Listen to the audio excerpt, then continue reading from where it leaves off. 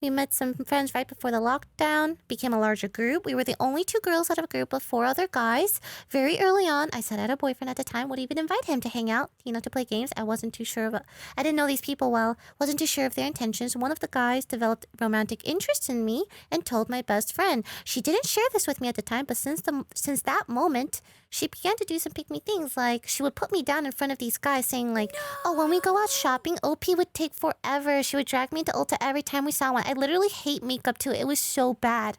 While I clearly Not the hate makeup. While I clearly remember her on multiple occasions wanting to go with me and never complaining.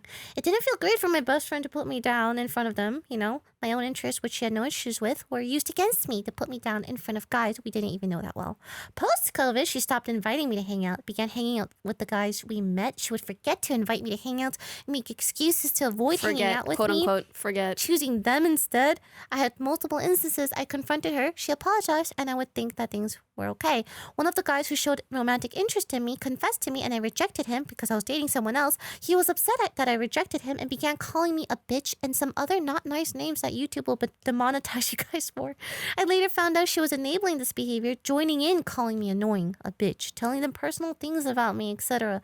Once I learned this, I stopped talking to her. I didn't confront her again because I was tired of being lied to, feeling like she hated me. And around this time, the word pick me girl was becoming popularized on TikTok. And it was describing her behaviors exactly.